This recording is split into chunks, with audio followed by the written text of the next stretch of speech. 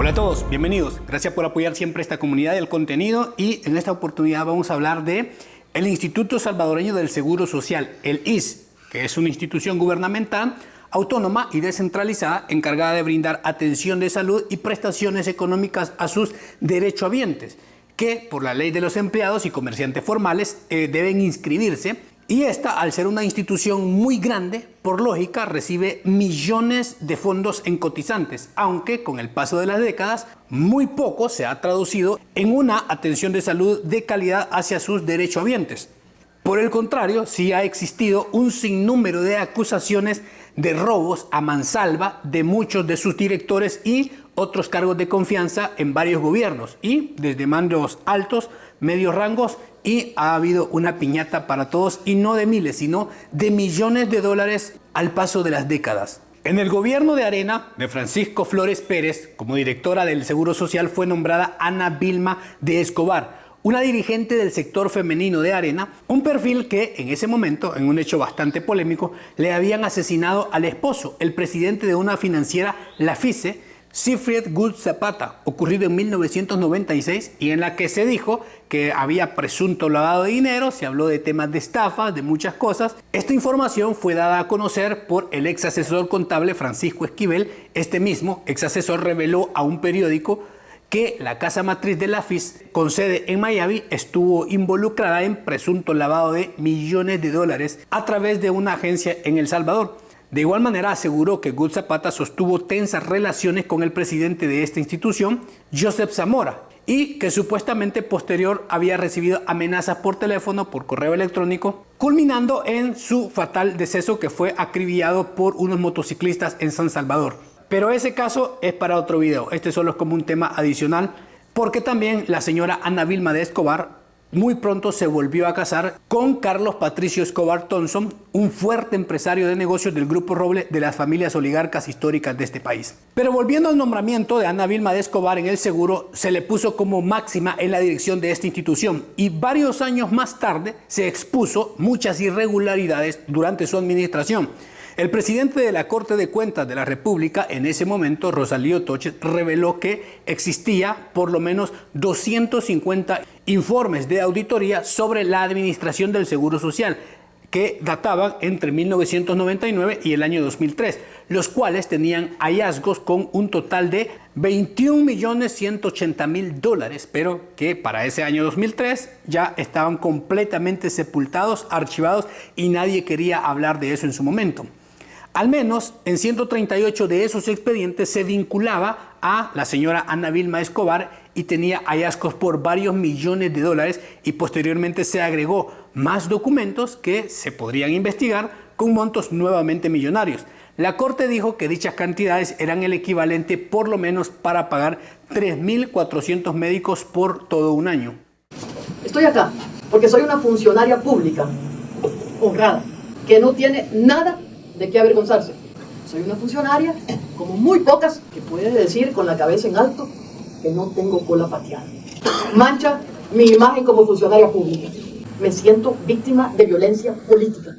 Indudablemente se había ocultado a toda costa estos archivos, se habían empapelado, se habían intentado sepultar y que queden en olvido. Más de 250 casos que en su mayoría fueron en la gestión de Ana Vilma de Escobar. Aunque había otros implicados también en otros ministerios de los cuales se había procedido prácticamente lo mismo. Ejemplos como José Ángel Quirós en el Ministerio de Obras Públicas, Juan José Dabú en el Ministerio de Hacienda. Todos estos expedientes habían sido enviados al archivo completos desde el 99 hasta el 2003, con la clara intención, con la orden de beneficiar a estos implicados. Las autoridades dijeron que era más que evidente que no fue algo accidental, y estas investigaciones premeditadamente se habían ocultado y no se habían sacado a la luz pública para, por supuesto, no afectar los intereses políticos. Curiosamente, la Corte de Cuentas tampoco hizo público nada de que ver con esta información y documentos, aunque sí se supo de esos casos, pero la poca información que se conoció de manera pública circuló cantidades desde 4.700.000 dólares que se perdieron en material médico inutilizado y en falta de inventario, es decir, se compraba pero nunca se utilizaba y se desaparecía. Hubo reporte de muchísimo material médico como inutilizable. O sea, es otro rubro, otra categoría en la que podría decirse que estaba dañado o algo, pero tampoco nunca se utilizó, aunque todos estos montos, estos reportes, llegaban a millones de dólares. También se etiquetaba grandes cantidades exorbitantes de productos vencidos sin causa justificada y sin documentación. Sumado todo esto a una fuerte falta de gestión de cobros a proveedores que dejaron en números rojos al Seguro Social. Las auditorías en el Seguro Social también detectaron que por lo menos 21,000 fueron presuntamente malversados mediante entrega de documentación completamente falsa, en concepto de subsidios, y no se supo a quiénes. Paradójicamente, en el mismo periodo, el seguro dejó de entregar en concepto de pensiones a contribuyentes por más de $2,580,000. Curioso, porque sí pagaba subsidios fantasmas, pero no podía pagar las pensiones de sus inscritos. Lo más benéfico para Ana Vilma de Escobar fue que todas estas anomalías por millones que se descubrieron fueron hasta finales del 2013, ya casi para el 2014, y esto había prescrito. Es decir, estaba fuera de tiempo y no podía ya ser juzgada, porque todos estos delitos eran favorecidos por la ley, ya que no podían ni siquiera ser investigados al paso del tiempo. Normalmente 10 años, tiempo en el que estos mismos gobernantes habían estipulado para que después de eso ya nadie los podía investigar ni judicializarse ningún caso de corrupción, por más comprobado, por más informes, por más auditoría, por más pruebas que surgieran o se presentaran. La ley establecía, pasados los 10 años, era dinero lícito de cualquier robo que en la política se hubiese hecho. Y como premio, en el siguiente gobierno, que sería el cuarto al hilo del Partido Arena, este facilitó la candidatura de Ana Vilma de Escobar para la vicepresidencia. Al final del periodo de la vicepresidencia, la sección de probidad de la Corte Suprema de Justicia recibió su declaración patrimonial con varios millones en inconsistencias. La Corte dijo que a Ana Vilma no le cuadraban al menos 11.6 millones de dólares, una cantidad exorbitante, exagerada, y eran ingresos no justificados de entre 2004 y 2016, es decir, en los tiempos que fue vicepresidente y también diputada de la Asamblea.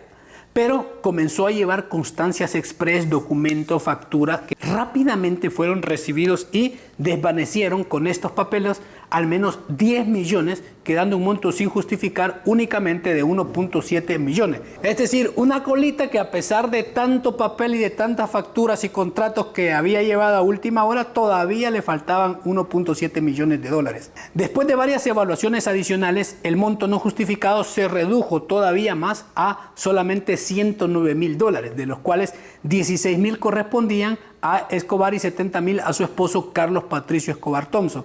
Fue chistoso cómo la Corte ha consentido siempre a toda la parte política, dándole plazos extensos, aceptando cualquier papel para cuadrar las cuentas de patrimonios de corruptos.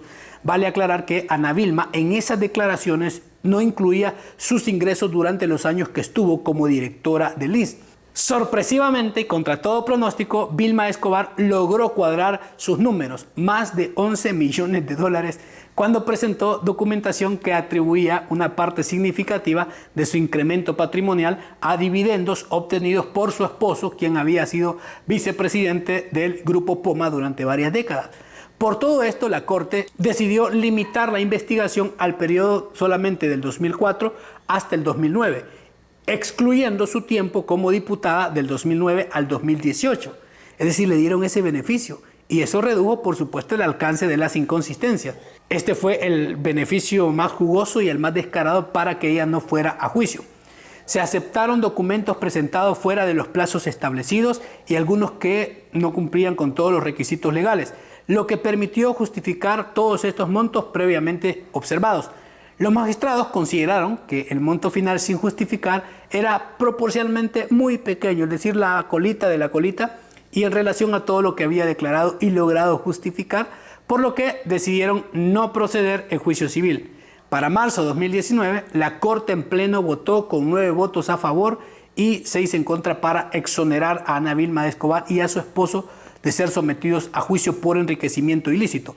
Consideraban, según los magistrados, de manera milagrosa, que no existían los indicios suficientes para proceder con ese juicio y este caso generó un fuerte debate público y críticas por parte de muchos sectores cuestionando pues cómo se le había dado el beneficio a pesar de cantidades sustanciales de millones de dólares y haberle recortado los plazos en lo que había sido funcionaria público.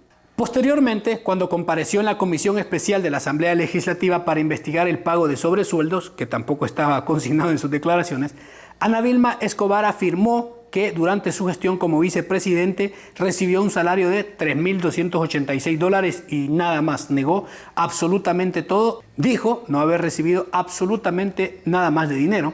Aseguró que todos sus ingresos que percibió fueron legales y su patrimonio estaba muy bien justificado. Sin embargo, el expresidente Tony Saca en la misma comisión dijo que Ana Vilma recibía por lo menos $10.000 mensuales en concepto de sobresueldos. Eso no estaba ni en esas planillas ni tampoco en sus declaraciones patrimoniales que ya había cuadrado previamente.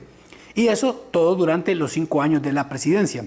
Aún así, nunca fue llevada a juicio, ni por las autoridades anteriores, ni por las que estaban en ese momento, por ningún caso, por ningún motivo, ni todas las cosas que habían circulado. Ni los sobresueldos, peor, tampoco. Pero este ha sido un caso puntual de la señora Ana Vilma de Escobar, una mujer que ocupó cargos muy importantes en el Partido Arena, pero también en la política de El Salvador, que, como ha visto, un caso quizás el más emblemático fue el del Seguro Social, en la que se vio involucrada, aunque hubieron muchos otros, pero curiosamente, milagrosamente, siempre salió muy bien librada e incluso para el 2021, pero usted tiene la conclusión final, deje su comentario y muchísimas gracias por apoyar el contenido y la comunidad.